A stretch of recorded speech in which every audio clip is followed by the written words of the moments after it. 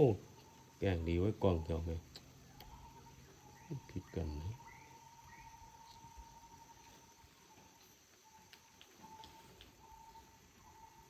สวัสดีท่านผู้ชมวันนี้พาท่านมาเที่ยวถ้ำพีกังก้อยและนี่คือถ้ำพีกังก้อยบ้านอ่างตำบลนาตาลอำเภอเตางอยนี่คือถ้ำกูบาเบียได้นี่แหละคือถ้ำในตำนานได้อาจารย์น้อยเพิ่นมานอนนี่คืนแรกได้คืนแรกเพิ่นมานอนประมาณเกือบ2 ทุ่มเพิ่นเว้าพีกังก้อยดูดมาไปได้ถูกดูดมาทางหน้าผาถึงไปได้เดี๋ยวท่านมาดูหน้าผามันมาเบิ่งหน้าผานี่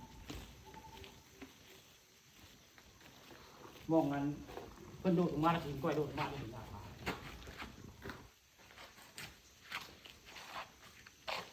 นี่อาจารย์น้อยคนเล่าให้ฟังนี่แหละที่ดูถึงว่าทางนี้แล้วคนเล่า น้ำไหลวันนี้แต่ท่านมาได้มาเป็นตากล้องพี่น้องนี่ตากล้องให้ปานคำนั่นนี่ท่านมาเดี๋ยวซูมหันกล้องขึ้นข้างบนมานี่เลยมานี่มันไปเห็น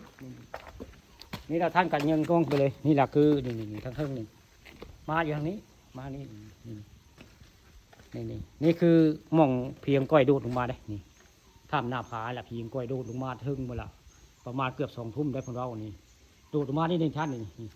นั่งนี่ในทางใต้นี่เพียงก้อยนั่งอยู่ตรงนี้แล้วก็เพิ่นข้างใส่อาจารย์น้อยในหมู่นี้อาจารย์น้อยนั่งสมาธิเลย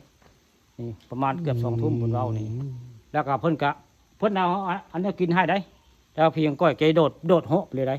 นั่นก็โทษผู้ท่านผู้นั่นคือเป็นเสือหินผู้ท่านมีเสือหินนะผู้ตัวบักใหญ่พี่น้องผู้เห็นไหมเสือหินอยู่หน้าผาเลย มี นะ เล็บด้วยมันเหมือนเสือหินนี่หันหน้าทางตะวันออกพี่น้องนี่ห่างที่หันทางตะวันตกนี่คือเสือหินแบบนี้เรียกว่ารูปเสือเนี่ยเสือเป็นหินอยู่หน้าผาพี่น้องนี่คือเสือเฝ้าถ้ำแล้วนี่เสือเฝ้าถ้ำแล้วนี่บ่ได้สังเกตพี่น้องมาวันนี้อาจารย์พ่อให้ฟังว่ามีเสือหินได้เนี่ยพี่ท่านพี่นี่ที่เห็นคักนี่ท่านเดียวนี่ซูมกล้องไปเลยซูมกล้องเข้าไปทางตรงนี่ซูมกล้องให้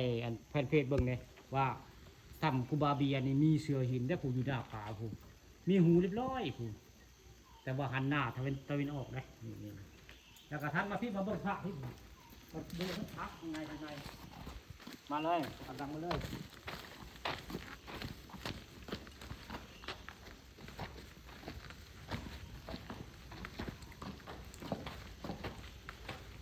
นี่ก็มีพระสวยงามเด้นี่อาจารย์หัวเบียเพิ่นเอาแบกมาเทอีกนะโอ้มาเทเองเนาะเอาแบกมาแต่บ้านมาได้มาเทเก่งนี่ก็แม่นี่เทเองโอ้เอาแบกมาเทเองเอาปูนมาได้เนาะใส่คนหลายคนประตูได้นี่แหละคือถ้ำเพียงก้อยนันดานถ้ำพระครูบาเบียบ้านอ่างตำบลนาตาลแหละนี่แม่นไผ